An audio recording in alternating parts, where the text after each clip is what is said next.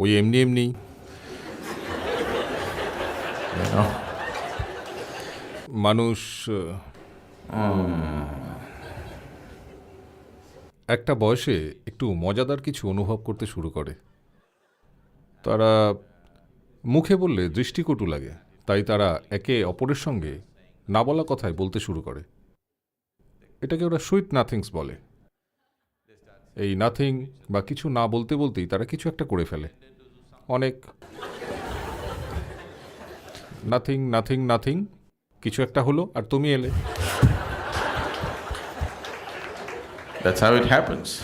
এটা এভাবেই হয়। যদি এটাই জিজ্ঞেস করো যে আমার জন্মের উদ্দেশ্য কি,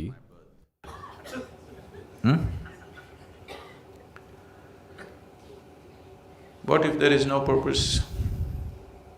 যদি কোনো উদ্দেশ্য না থাকে, তো এই প্রশ্নটা যে আমার জন্মের উদ্দেশ্য কি, এই কারণেই ওঠে যে কোথাও না কোথাও তোমার জীবনের অভিজ্ঞতা অর্থহীন হয়ে গেছে।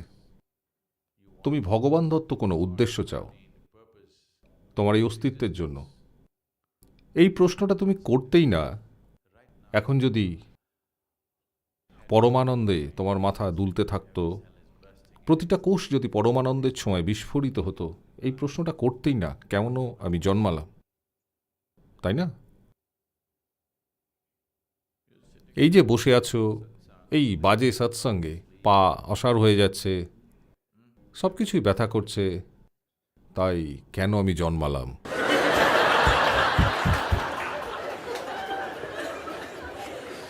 এই যন্ত্রণার কারণ কি, এটাই তো জানতে চাইছো। পরমানন্দের উচ্ছ্বাসে যদি ফেটে যেতে, জিজ্ঞেসই করতে না কেন আমি জন্মালাম, তাই নয় কি? বলো, জিজ্ঞেস করতে না? তো সবার আগে তোমাকে তোমার জীবনের অনুভবকে রূপান্তরিত করতে হবে। যদি তুমি উচ্ছ্বসিত না হও, আমার কথা বুঝবে না। তুমি বুঝবেই না, কারণ এখন তোমার জীবনের অভিজ্ঞতা একটি নির্দিষ্ট ধাঁচে আটকে আছে। আমাকে মনে হবে অত্যন্ত উদ্ধত এবং বেপরোয়া। আমি তা নই, কিন্তু ওরকমই মনে হবে। কারণ আমার জীবনের অনুভব পরমানন্দের নেশায় বুঁদ হয়ে আছে। তোমরা সংযত মানুষ, আর পায়ে যন্ত্রণা হচ্ছে।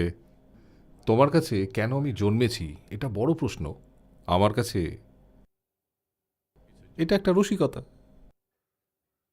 তো প্রথমেই তোমার জীবনের অনুভবকে রূপান্তরিত করতে হবে, আর তারপর উত্তর খুঁজে দেখো।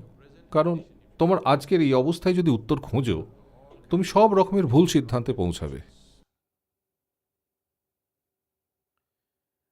তো পায়ে যন্ত্রণা নিয়ে যদি প্রশ্ন করো যে কেন আমি জন্মালাম, সঙ্গে সঙ্গে আমি বলতেই পারতাম, চারপাশে অনেক দুঃখী মানুষকে জড়ো করতে পারতাম, যেমনটা প্রায় সব আধ্যাত্মিক সভায় হয়।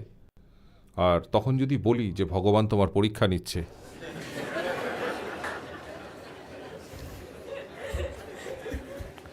ভগবান তোমাকে যাচাই করছে, তখন কিন্তু টেরই পাবে না যে পায়ে যন্ত্রণা হচ্ছে।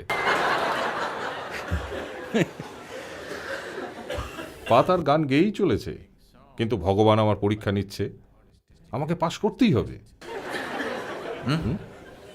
তোমার নিজের ইচ্ছে ফেল করলে ঠিক আছে, কিন্তু ভগবানের ইচ্ছে কি ফেল করা যায়? তো যদি কোনো উদ্দেশ্য না থাকে, তাহলে আর কোনো উদ্দেশ্যই তো নেই। জীবন নিজেই একটি উদ্দেশ্য, তার কোনো উদ্দেশ্যের প্রয়োজন নেই। প্রশ্নটা এই জন্য ওঠে কারণ জীবনের মুহূর্তের স্বাদ তুমি পাওনি। প্রশ্নটা এই কারণে ওঠে যে মানুষ হওয়ার বিশালত্বের অর্থ কি তা টেরই পাওনি। তো সেই অনুভব যদি তোমার আসে, তুমি জানতে চাইবে না কেন। কারণ কেন হলো অপ্রাসঙ্গিক। কে পরোয়া করে কেনর? এটা অভাবনীয়, অত্যন্ত সুন্দর, এটা বিস্ময়কর। কেন এ প্রশ্ন করবে কেন? এখন এটা তুচ্ছ।